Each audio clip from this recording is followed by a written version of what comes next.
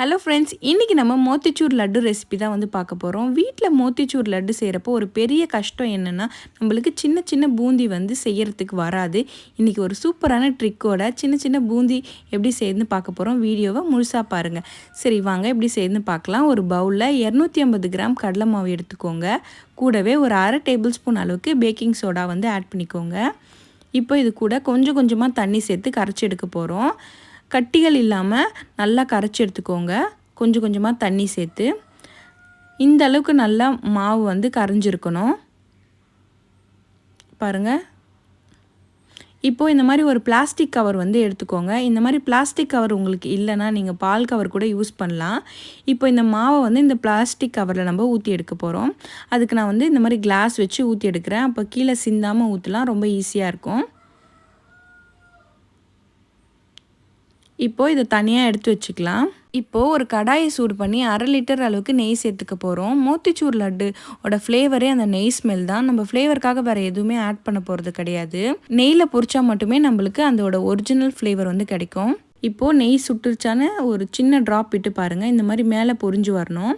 இப்போது நம்ம மாவு எடுத்து வச்சுருந்த பிளாஸ்டிக் கவரை கடாயிலேருந்து கொஞ்சம் தள்ளி வச்சு சின்னதாக ஓட்டை போட்டு ப்ரெஸ் பண்ணி விட்டிங்கன்னா சின்ன சின்ன துளியாக வந்து நம்ம கடாயில் விடும்.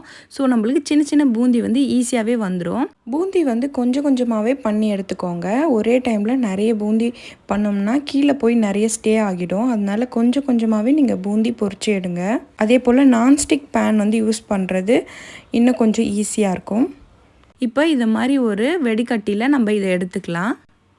பொரிஞ்சு வந்ததும் இப்போ சுகர் சிரப் வந்து ரெடி பண்ணிக்கலாம். இதில் வந்து 300 கிராம் அளவுக்கு நான் சுகர் சேர்த்துருக்கேன்.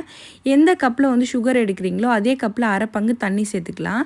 கூடவே வந்து நான் ஃபுட் கலர் ஆட் பண்ணுறேன். ஃபுட் கலர் வந்து ஆப்ஷனல் தான், உங்களுக்கு தேவையில்லைன்னா நீங்கள் சேர்க்க வேணாம். இது கூட ஒரு பிஞ்ச் அளவுக்கு நான் வந்து ஏலக்காய் தூள் வந்து சேர்க்குறேன். ஏலக்காய் தூள் நிறைய சேர்க்க வேணாம். இப்போ இது நல்லா கொதித்து வந்ததும் நம்ம எடுத்து வச்சுருக்க பூந்தியை இது கூட சேர்த்துக்கலாம்.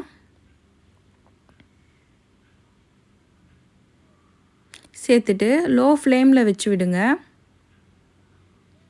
இது இந்த மாதிரி நல்லா கொதித்து வரும். ஒரு 5 to 10 மினிட்ஸ் வந்து லோ ஃப்ளேம்லேயே வச்சுடுங்க. இப்போ இதை மூடி போட்டு ஸ்டவ் ஆஃப் பண்ணி ஒரு 1/2 hour அப்படியே விட்டிங்கன்னா நம்மளுக்கு பூந்தி இந்த மாதிரி அழகாக வந்திருக்கும். இது கூட ஒரு 2 டேபிள் ஸ்பூன் அளவுக்கு நெய் வந்து சேர்த்துக்கலாம் அந்த ஃப்ளேவருக்காக. அதே மாதிரி டெக்ஸ்சரும் ரொம்ப நல்லாயிருக்கும். இப்போது இதை நம்ம சின்ன சின்ன உருண்டையாக வந்து பிடிச்சி எடுக்க போகிறோம். எல்லாமே ஈவனாக இருக்க மாதிரி பிடிச்சி எடுத்துக்கோங்க.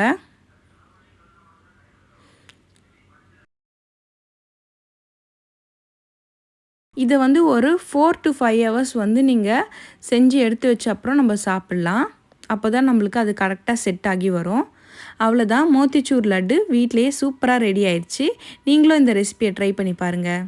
இந்த வீடியோ உங்களுக்கு பிடிச்சிருந்தா லைக் பண்ணுங்கள், மறக்காமல் சப்ஸ்கிரைப் பண்ணுங்கள்.